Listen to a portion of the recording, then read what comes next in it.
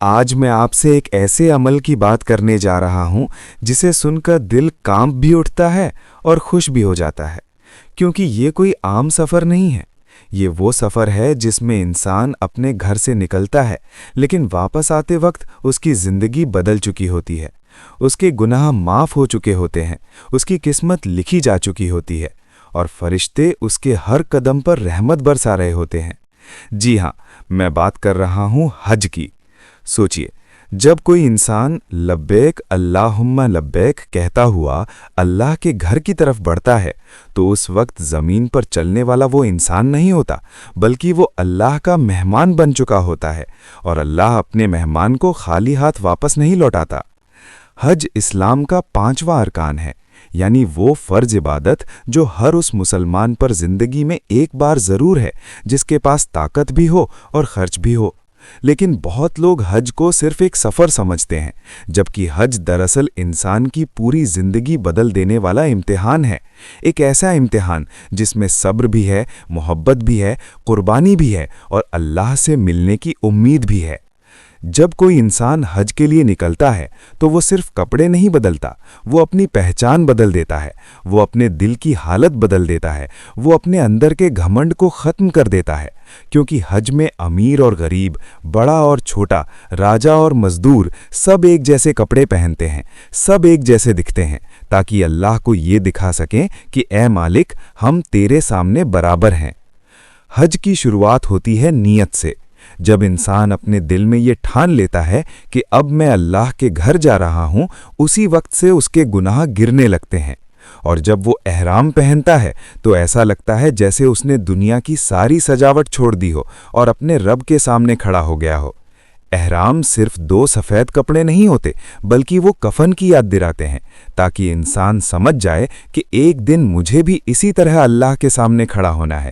اس لیے حج انسان کو موت کی یاد بھی دلاتا ہے اور آخرت کی تیاری بھی کرواتا ہے۔ جب حاجی مکہ پہنچتا ہے اور پہلی بار کعبہ شریف کو دیکھتا ہے تو وہ پل ایسا ہوتا ہے جسے شبدوں میں بیان نہیں کیا جا سکتا۔ لاکھوں لوگ رو پڑتے ہیں، کیونکہ وہ پہلی بار اپنے رب کے گھر کو دیکھ رہے ہوتے ہیں، اور اس وقت جو دعا مانگی جاتی ہے وہ دعا بہت خاص ہوتی ہے۔ کعبہ شریف کے چاروں طرف طواف کرنا صرف گھومنا نہیں ہوتا، بلکہ یہ اعلان ہوتا ہے کہ اے مالک، میری زندگی اب تیرے حکم کے ارد گرد گھومے گی۔ جیسے میں کعبہ کے چاروں طرف گھوم رہا ہوں، ویسے ہی میری زندگی تیری عبادت کے چاروں طرف گھومے گی۔ اس کے بعد صفا اور مروہ کے بیچ سعی کی جاتی ہے، اور یہ ہمیں حضرت ہاجرہ کی قربانی یاد دلاتی ہے، جب وہ اپنے چھوٹے سے بیٹے اسماعیل کے لیے پانی ڈھونڈ رہی تھیں اور 7 بار دوڑی تھیں، تب اللہ نے زمزم کا چشمہ نکال دیا تھا۔ یہ ہمیں سکھاتا ہے کہ جب انسان کوشش کرتا ہے تو اللہ راستے کھول دیتا ہے۔ پھر آتا ہے حج کا سب سے بڑا دن، یوم عرفہ۔ یہ وہ دن ہے جب اللہ اپنے بندوں پر سب سے زیادہ رحمت برساتا ہے۔ لاکھوں لوگ میدان عرفہ میں کھڑے ہو کر روتے ہیں، اپنے گناہوں کی معافی مانگتے ہیں، اور اللہ اس دن اپنے فرشتوں سے فرماتا ہے کہ دیکھو میرے بندے کیسے بکھرے بالوں اور دھول بھرے کپڑوں میں مجھ سے دعا مانگ رہے ہیں، میں گواہ بناتا ہوں کہ میں نے انہیں معاف کر دیا۔ سوچئے، کتنا خوش قسمت ہوتا ہے وہ انسان جسے میدان عرفہ میں کھڑے ہونے کا موقع مل جائے، کیونکہ کہا گیا ہے کہ حج کا اصل مطلب ہی عرفہ میں ٹھہرنا ہے۔ اگر عرفہ چھوٹ گیا تو حج ادھورا رہ جاتا ہے۔ عرفہ کے بعد مزدلفہ میں رات گزارنا، پھر شیطان کو کنکری مارنا، یہ سب صرف رسمیں نہیں ہیں، بلکہ یہ ہمیں سکھاتی ہیں کہ ہمیں اپنی زندگی سے شیطان کو نکالنا ہے، اپنے گناہوں کو ختم کرنا ہے، اپنے اندر کی برائیوں کو مارنا ہے۔ جب حاجی شیطان کو کنکری مارتا ہے تو وہ صرف پتھر نہیں پھینکتا، بلکہ وہ اپنے غصے، اپنے گھمنڈ، اپنی نفرت اور اپنے گناہوں پر پتھر مار رہا ہوتا ہے۔ اس کے بعد آتی ہے قربانی، اور قربانی ہمیں حضرت ابراہیم علیہ السلام کی یاد دلاتی ہے، جب انہوں نے اللہ کے حکم پر اپنے بیٹے کو قربان کرنے کا فیصلہ کر لیا تھا، لیکن اللہ نے ان کی نیت دیکھ لی اور بیٹے کی جگہ دمبا بھیج دیا۔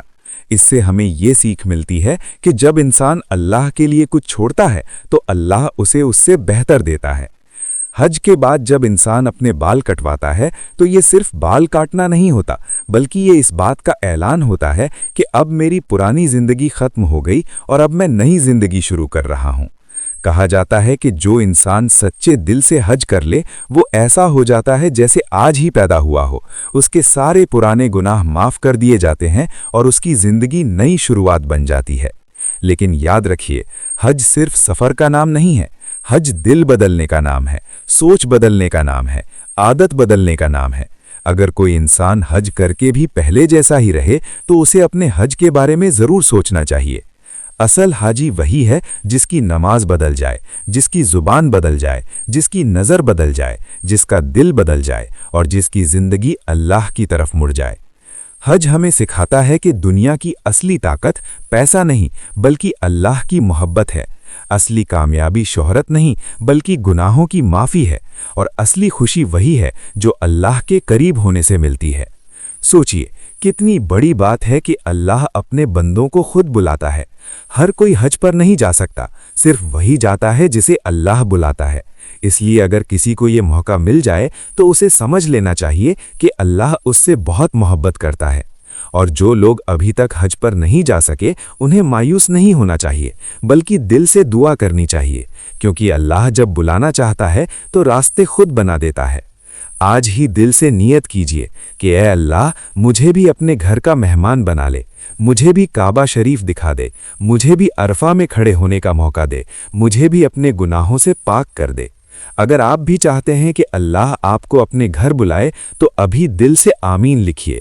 اس ویڈیو کو زیادہ سے زیادہ شیئر کیجئے اور کامنٹ میں ضرور بتائیے کہ آپ کب حج پر جانا چاہتے ہیں، کیونکہ کیا پتہ آپ کی ایک سچی دعا ہی آپ کو اللہ کا مہمان بنا دے۔